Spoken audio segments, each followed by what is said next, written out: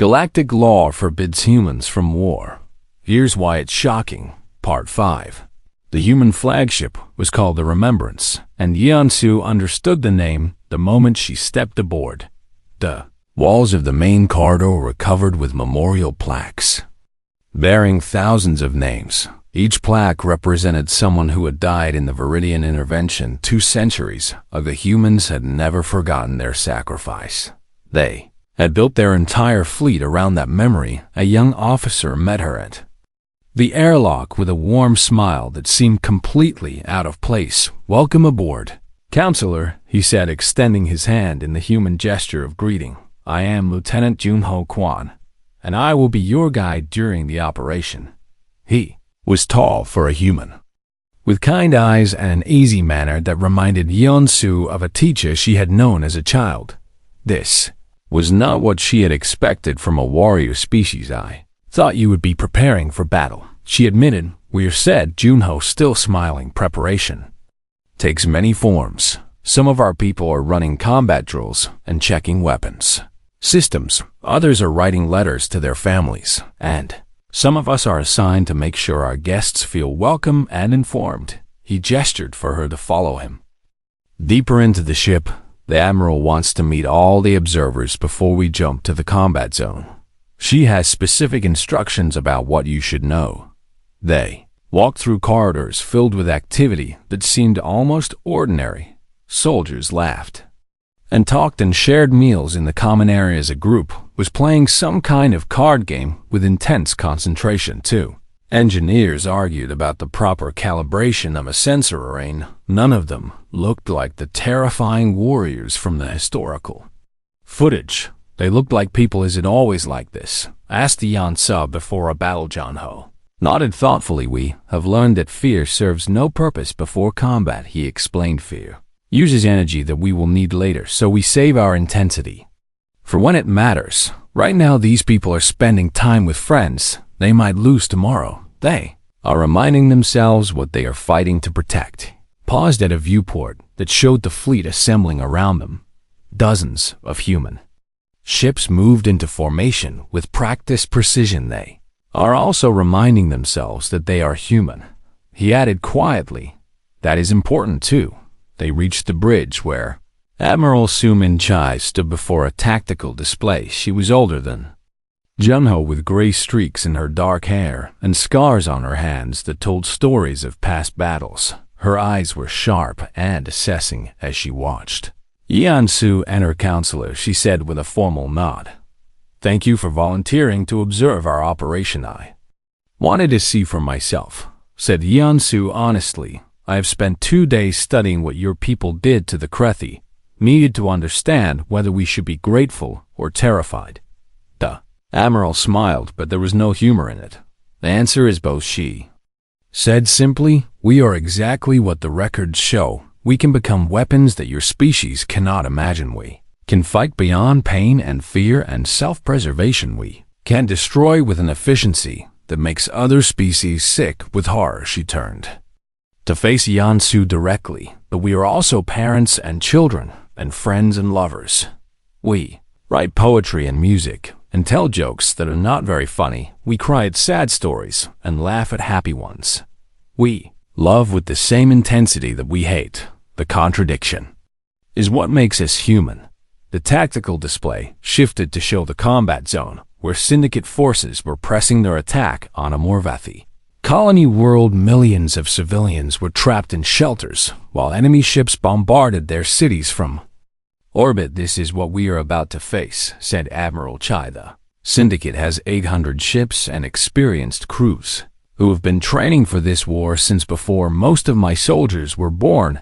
We have 150 ships and a reputation that we need to live up to." She looked at Yeonsu with something that might have been vulnerability. "I want you to understand something before we begin. We do not enjoy this. We do not want to become what we are about to become. Every soldier on this ship would rather be home with their families, living peaceful lives. But we are humans, and when innocent people are dying, we cannot look away. We cannot calculate acceptable losses and political consequences and strategic patience. We have to act Even when acting costs us everything. The fleet jumped to light speed and Yansu felt reality twist around her when they emerged. The Morvathi colony filled the viewport and syndicate ships turned to meet them.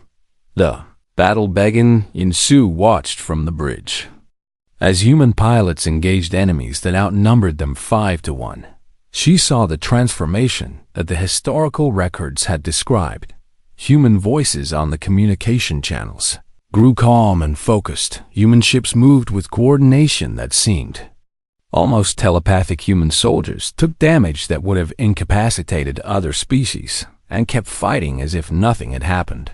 But she also saw things the records had not prepared her for. She saw human pilots risk their lives to protect, escape pods from destroyed Allied vessels. She saw human boarding parties take prisoners instead of killing everyone they encountered. She saw Admiral Chai refuse to fire on a syndicate hospital ship, even though it might have been carrying supplies for enemy forces. "We are not here to exterminate," said the Admiral, when Yeonsu questioned the decision. "We are here to stop a threat and protect innocent lives. Syndicate leaders will face justice. Syndicate soldiers will face defeat, but we do not murder medical personnel, and we do not destroy those who cannot fight back. That is not who we are." The battle lasted 18 hours. Human losses were significant, but the syndicate fleet was broken. Enemy ships fled in all directions as human forces pursued the most dangerous elements. Admiral Chai ordered her ships to focus on military targets and let civilian vessels escape. She coordinated with other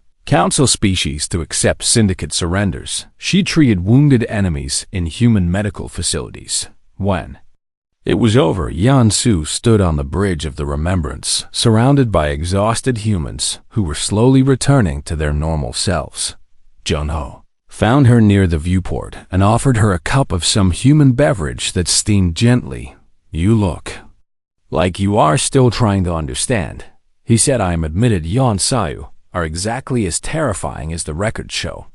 But you are also nothing like what I expected." Junho nodded and took a sip of his own drink. "We carry something inside us that other species do not," he said thoughtfully, "a capacity for violence that can make us monsters. But we also carry the ability to choose when to unleash that violence and when to hold it back. The Kreth made us into weapons because they had earned that response through centuries of evil. The Syndicate tried to do the same, but they were not as far gone. They could still be stopped without complete destruction, so we stopped them." He looked at her with eyes that were tired, but still kind. "That is the secret. The galaxy does not understand about humans. We are not uncontrollable. We are very precisely controlled. We just do the controlling ourselves, and we choose to be merciful whenever mercy is possible."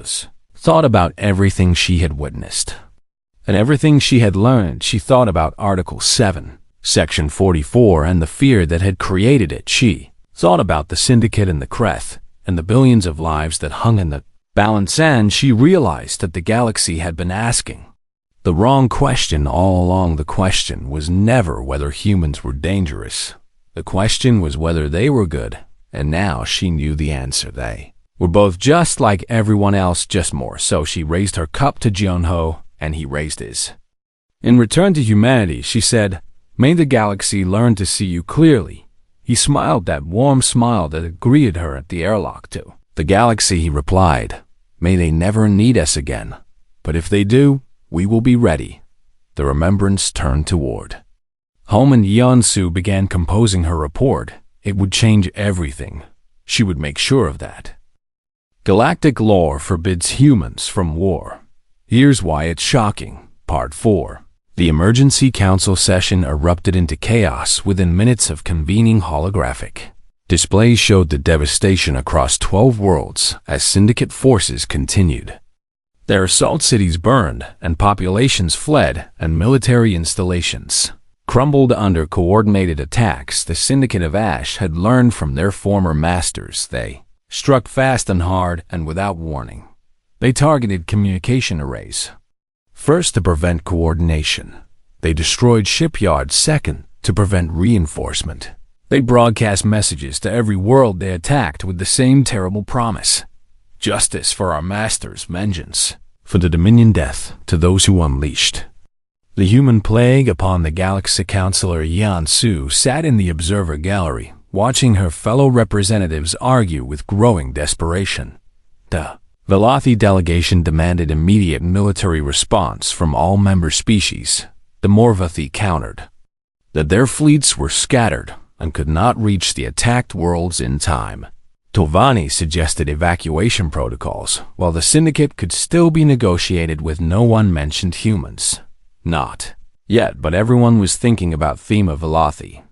Admiral took the floor with tactical projections that made the situation clear. The Syndicate fleet consists of approximately 800 vessels, she reported. They have positioned themselves specifically to counter our standard defensive formations. Their weapon systems are designed to exploit weaknesses in Morvathi shields and Velothi hull compositions. They have spent nearly 2 centuries preparing for this exact conflict. What are our options? Asked the High Counselor. We can assemble a combined fleet within 3 standard weeks, the Admiral admitted. But by then the 12 attacked worlds will be either conquered or destroyed. We estimate civilian casualties in the billions. If we cannot respond faster, the chamber fell into grim silence. Everyone knew what a faster response would require.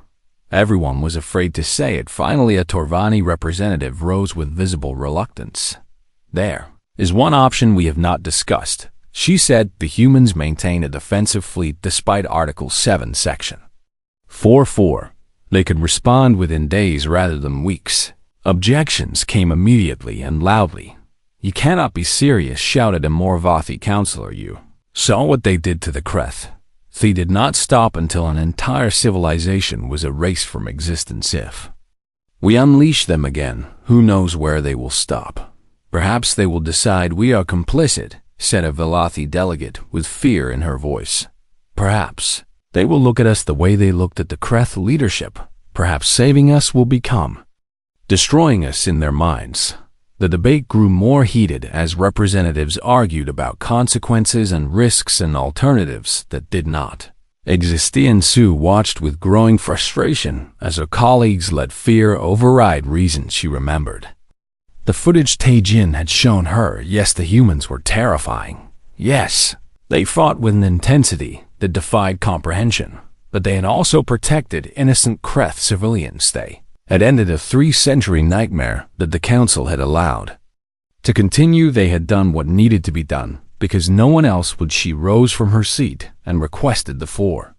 The floor chamber quieted with surprise as a junior counselor dared to address the assembly. I have spent the last 2 days studying the classified records of the Viridian intervention, she began. I have seen footage that most of you have never witnessed. I have read psychological profiles and military analyses and diplomatic communications, and I have reached a conclusion that I believe this council needs to hear. She paused and gathered her courage. We are not debating whether humans are dangerous. We all know they are dangerous. We restricted them specifically because they are dangerous. The question is whether our fear of that danger is worth the lives of billions of our citizens. The chamber murmured with discomfort, but she pressed forward. Syndicate chose their targets specifically because they knew we would be afraid to call for help. They have built their entire strategy around our fear of humans. Every moment we debate is a moment they use to kill more of our people. If we let fear paralyze us, then we are doing exactly what they want. A Morvathi counselor interrupted with anger in his voice. You are young, and you do not remember. He said you did not see what humans become when they fight. You did not feel the terror that gripped this council when we realized what we had unleashed. I have seen the recording, said Yan Su, standing firm. I know exactly what they become, but I also saw Admiral Park weep when he walked through a Kreth slave camp. He saw human soldiers give their own rations to enemy civilians who were starving. I saw a species that carries both destruction and compassion in equal measure. The chamber fell silent again. She continued with quiet intensity. Humans are not monsters. They are weapons that can tell the difference between the guilty and the innocent. They are a force that protects as fiercely as it destroys, and right now they are the only force that can reach our people in time. Do we let billions die because we are afraid of being saved? High Counselor called for order and then for a vote. The question was simple. Should the Council invoke an emergency exception to Article 7, Section 44 and request human military assistance? The voting took only minutes. The result was closer than anyone expected. 112 in favor, 111 opposed. The exception passed by a single vote. Immediately, the Council opened communications with the human embassy. Ambassador Hyun Lim appeared on the main display within moments. She was young for a diplomat, with dark hair and calm eyes that seemed to see everything. She had clearly been waiting for this call. Ambassador Lim, said the High Counselor with obvious discomfort.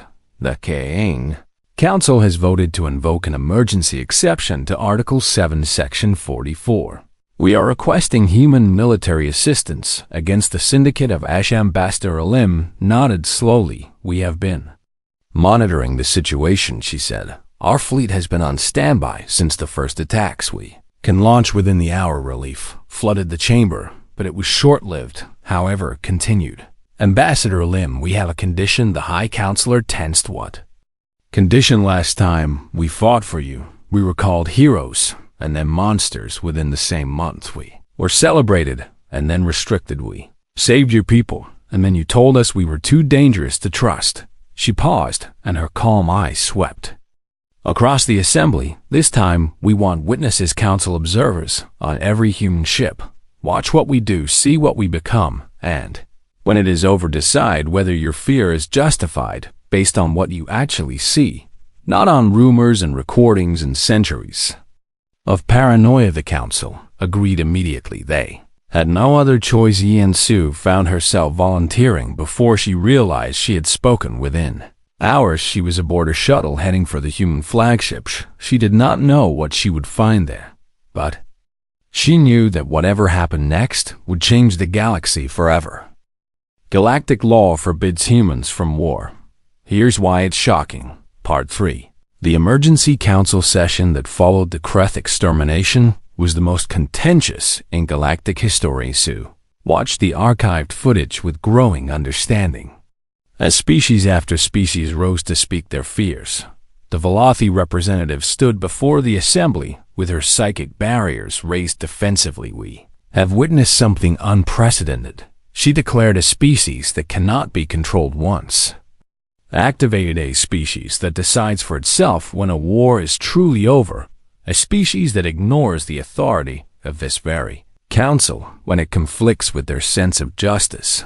What happens when they decide that one of us is the enemy? Murmurs of agreement rippled through the chamber.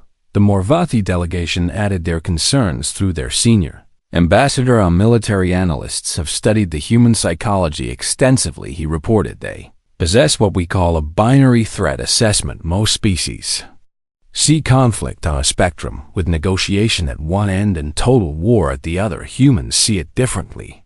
An enemy is either someone who can be reasoned with or someone who must be destroyed completely. There's very little middle ground, and once they categorize a threat as existential. He paused, and his four eyes scanned the assembly. They do not stop until that threat no longer exists. Footage showed various species reacting with visible alarm. Even those who had celebrated the Kreth defeat were now reconsidering their enthusiasm. At Torvani, scientists requested the floor and presented biological data that made Yansu lean forward with interest. We have analyzed human stress responses during combat. She explained most species experience a gradual decrease in cognitive function as trauma accumulates. Fear and pain eventually override higher reasoning. Humans experience something different. Under extreme stress, their bodies release chemical compounds that actually enhance focus and reduce pain perception. Their heart rates slow instead of accelerating. Their decision-making becomes more precise. Not less, she displayed brain scans that show patterns Yansu had never seen before. They evolved to function optimally in situations that would incapacitate any other species, she concluded. What we call a mental breakdown, they call clarity. What we call suicidal behavior, they call acceptable risk. They are not broken when they fight like this. They are functioning exactly as their biology intended. The council chamber fell silent as the implications sank in. Admiral Park had not been commanding a desperate last stand. He had been operating at peak efficiency. His soldiers had not been driven mad by trauma. They had been doing precisely what millions of years of evolution had designed them to do. The human representative at this session was Ambassador Dong Hyuk Beek. He was an older man with gray hair and calm eyes who had served in no military and carried no weapons. When he rose to speak, the chamber grew quiet with a mixture of curiosity and fear. "I understand your concerns," he began with a gentle voice that carried no threat. "We understand them too. You look at what happened on the Kreth homeworld, and you see monsters. You see a species without restraint or mercy. You see a threat to everything you have built." He paused, and his eyes moved across the assembly, meeting the gaze of representative after representative. "But let me tell you what we saw. We saw slave camps where children were worked to death before they could speak their first words. We saw mass graves where the bodies had been compressed into fuel for a Kreth ships. We saw breeding facilities where your people were treated worse than animals." He did not raise his voice, but somehow it filled the chamber. "We are what our world made us. We evolved alongside predators that could tear us apart, and diseases that could wipe out millions, and disasters that could reshape continents overnight. We survived because we learned to face threats directly, not to accommodate them, not to coexist with them, to end them." He straightened his posture and continued, "We also evolved compassion and mercy and love beyond anything most species can imagine. We protect the weak with the same fury we use to destroy the wicked. We have concepts like sacrifice and redemption that other species find confusing. We can forgive almost anything, but there are some things we cannot forgive.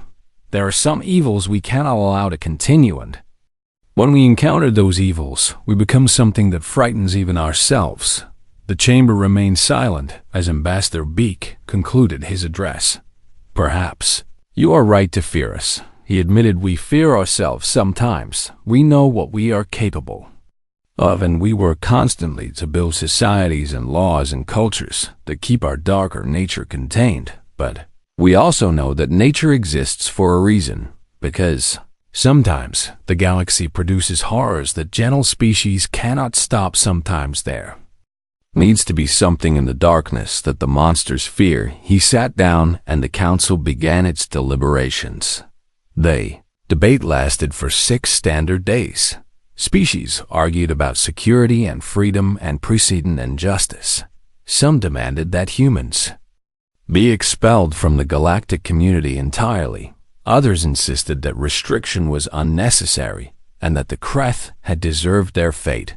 But in the end, fear won. Article 7, Section 44 passed with a strong majority. Humans were forbidden from direct military participation in any galactic conflict under any circumstances.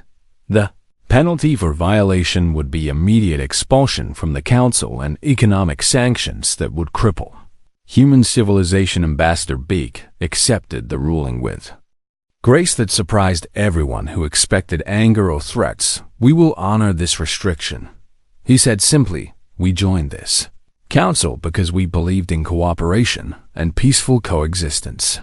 If this is what the galaxy needs to feel safe, then we will comply. But remember this: you are not containing us. You are containing yourselves, because as long as this law exists, you can never ask us to save you again.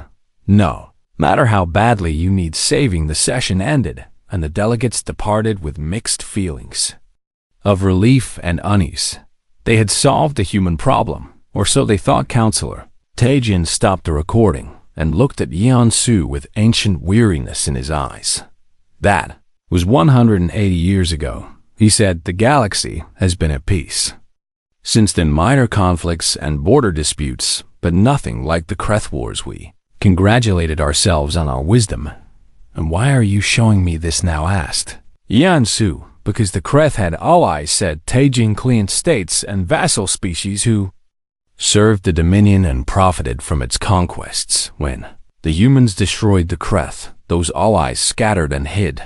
They waited, they rebuilt, and now they call themselves the Syndicate of Ashes. Four Eyes met her too with terrible certainty. They attacked 12 council worlds yesterday, and they specifically targeted species who voted for human restriction. They know we cannot call for help. They know the one force that could stop them is forbidden from fighting. They have been planning this for 180 years, and now Yan Su understood why she had been brought here. The galaxy was about to learn whether its fear of humans was greater than its need for survival. The holographic display filled the dark chamber with images of fire and destruction that made Yan Su feel sick. She watched human ships descending on the Kreth homeworld like falling stars made of metal and fury. The battle footage was 200 years old, but it felt as fresh as yesterday. Admiral Minjun Park appeared on screen standing on the bridge of his flagship. His uniform was torn and his face was burned, and one arm hung in a makeshift sling, but his eyes were what caught Yan Su attention. They were empty of everything except cold purpose. We have destroyed their fleet, said Park in the recording. Now we end this. And what? Asked a voice off screen. Another human officer, perhaps questioning the next move. This, said Park, gesturing at a data display showing the surface of the Kreth world. His display revealed slave camps stretching across continents, mass graves that held billions of bodies from a dozen conquered species, breeding facilities where captured aliens were forced to produce children for labor and entertainment. The Kreth had built an empire on suffering, and they had never expected anyone to see what they had done. They thought they were untouchable, said Taejin quietly from beside Yan Su. 3 centuries of conquest had taught them that the galaxy would always choose politics over justice. They were wrong. The recording continued as human ships began their assault on the planet's surface. But this was not like any military operation Yan Su had studied. The humans were not capturing territory or securing strategic positions. They were hunting. Small teams dropped onto the surface and moved through Kreth cities with terrible efficiency. They found military installations and destroyed them completely. They found government buildings and burned them to the ground. They found the leaders who had ordered genocides, and they executed them without trials or mercy. A council transmission interrupted the footage. This is High Counselor Veteran of the Combined Species Assembly, came a formal voice. Human forces are ordered to cease all operations and withdraw immediately. The battle for Viridian is concluded. Your mission is complete, Admiral Park response. Played for Yan Su, and she felt a chill run through her body. You asked us to stop a genocide, he said with perfect calm. You did not tell us to let the genociders live. He cut the transmission, and the assault continued. The council sent more messages, said Taejin. They made threats and promises and appeals to reason. The humans ignored all of it. They had seen the camps.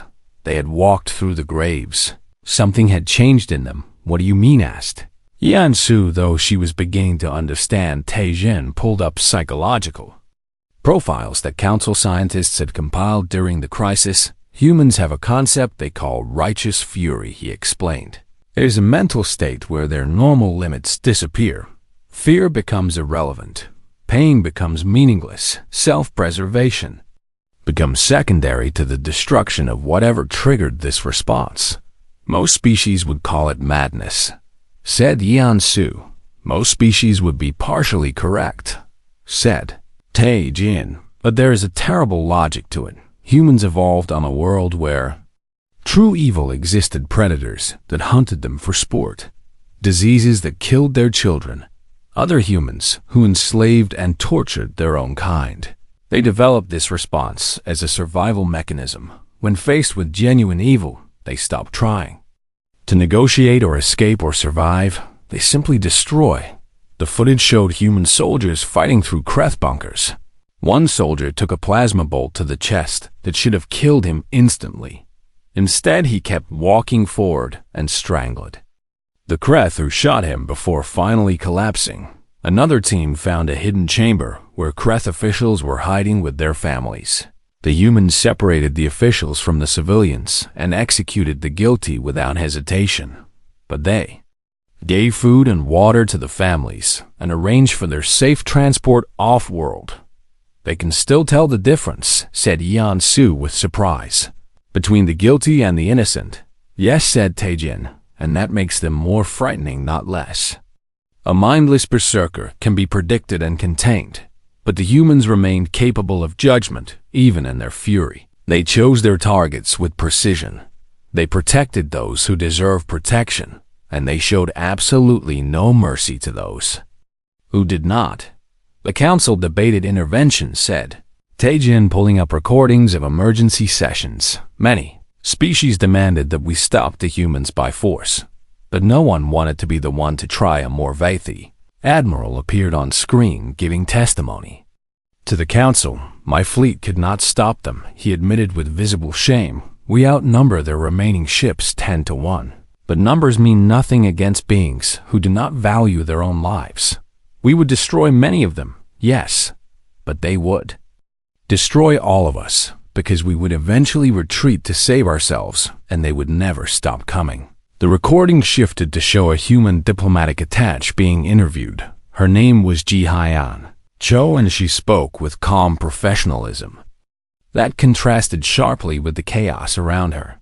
"You want to understand why this is happening," she said. "I will try to explain. Humans carry the memory of every genocide ever committed against us. We remember what happens when evil is allowed to survive and rebuild. We remember that mercy shown to monsters only creates more victims. Your species learned to coexist with predators, or avoid them, or outrun them. We learned that some things must be destroyed completely, or they will return stronger." Councilor Taejin paused the recording and looked at Yan Su. "The Kreth Dominion had terrorized the galaxy for 300 years, he said. They had conquered and enslaved and murdered without consequence, because no one was willing to pay the price of stopping them permanently. The humans paid that price. 47 days after they began their assault, the Kreth Dominion ceased to exist. Not defeated, not contained, not reformed, erased." Yan Su stood in silence, trying to process what she had learned. The humans had done what the entire Galactic Council could not or would not do. They had ended a 3-century nightmare in less than 2 months, and they had terrified every species in the galaxy in the process. "Now you understand," said Taejin. "We did not restrict humans because they are weak. We restricted them because they showed us what true strength looks like. And we realized that if we ever became their enemies, if they ever looked at us the way they looked at the Kreth, nothing in the galaxy could stop them." He closed the display and the chamber fell into darkness. "But there is more to this story," he said, "because the council response to the Kreth incident created its own consequences, and those consequences are about to return." Councilor Yan Su walked through the ancient halls of the Galactic Archives with growing confusion in her mind. She had spent 3 solar cycles studying the Galactic Covenant, and she knew every article and every section by memory. But today she had found something that made no sense at all. Article 7, Section 44 stated clearly that humans were forbidden from participating in any military conflict anywhere in the galaxy. No other species had such a restriction. Not the Kreth, who had once conquered 12 worlds through brutal genocide. Not the Morvathi, whose poison glands could kill 100 beings in seconds. Not the Velothi, like herself, whose psychic abilities could shatter minds from across a room. Only humans. The same humans who ran medical stations on border worlds and taught music to alien children and traded stories in cantinas across 1,000 systems. Yan Su stopped before a massive door carved from crystal that had witnessed 10,000 years of galactic history. Behind this door sat the senior alchemists who guarded secrets that could reshape civilizations. She pressed her hand against the scanner and waited. The door opened to reveal a circular chamber filled with floating data spheres and ancient, holographic terminals. At the center sat Counselor Taejin, of the Marvati species. His scaled face showed the wrinkles of extreme age, and his 4 eyes studied her with something between curiosity and caution. "You found it then," said Taejin. Without greeting, his voice carried the weight of someone who had expected this moment for a long time. Article 7, Section 44 said, Yan-Su stepping forward with determination. "Why are humans forbidden from war when every other species can fight freely?" Taejin rose slowly from his seat, and his old bones cracked with the effort. "That is not a simple question, young one, and the answer is not a simple story." He gestured for her to follow him deeper into the archives, where the light grew dim and the data spheres glowed with classified markings. Other counselors deflected my questions, said Yan-Su as she walked beside him. They changed the subject or pretended not to know. One of them actually left the room when I mentioned human military history, because they remember, said Taejin, and memory can be a terrible burden to carry. They reached a section of the archives that Yan-Su had never seen before. The data spheres here were red instead of blue, and they pulsed with warning indicators. She realized with a start that this was the restricted section where only the highest-ranked officials could enter. Taejin placed his hand on a sphere, and it expanded into a massive holographic display. Images appeared showing humans as they had looked 200 years ago when they first made contact with the galactic community. They seemed so ordinary, thought Yan-Su. Soft bodies without natural weapons. No claws or fangs or venom or psychic abilities. They needed machines to survive in space and technology to match what other species could do naturally. When humanity first joined the council, said Taejin, we welcomed them as potential allies. His voice carried a note of regret that surprised Yan-Su. They came from what we call a death world, where the gravity was crushing and the predators were endless and the climate shifted from burning heat to freezing cold. We thought this made them strong. We thought their resilience would make them valuable soldiers in our ongoing conflicts. He paused, and his 4 eyes met her too with an intensity that made her uncomfortable. We were right about their strength, but we were terribly wrong about what that strength would mean. The holographic display shifted to show a star map with a region marked in dark red. The Viridian system, said Yan-Su, recognizing it from her studies. It was attacked by the Kreth Dominion nearly 2 centuries ago. Attacked is too gentle a word, said Taejin. The Kreth were attempting complete extermination of the Viridian people. They had already destroyed 3 colonies and were moving toward the homeworld when the council debated what to do. Let me guess, said Yan-Su with bitter understanding. The council could not agree on military intervention. Politics and economics and old grudges prevented unified action, said Taejin, nodding slowly. Some species had trade agreements with the Kreth. Others feared retaliation against their own worlds. The debates stretched on while the Viridian people died by the millions. His voice hardened with old anger, and then the humans made an offer. They volunteered, said Yan-Su. She had heard rumors of this, but the official histories were strangely empty on the details. A human admiral named Minjun Park came before the council and offered to lead a volunteer force to defend Viridian. 40 ships, said Taejin. 40 small ships against a Kreth armada of 300 vessels. Every military analyst said it was suicide.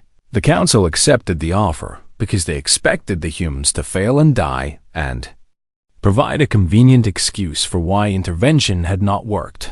We sacrificed them, said Yan-Su with growing horror. We sent them to die so we could say we tried. Taejin was quiet for a long moment. Yes, he finally admitted. That is exactly what we did. And that decision changed everything because the humans did not die. They did not lose. They did something that no one in the galaxy had ever seen before. He pulled up another file, and the holographic display filled with battle footage that made Yan-Su step backward in shock. What she saw was not war as she understood it.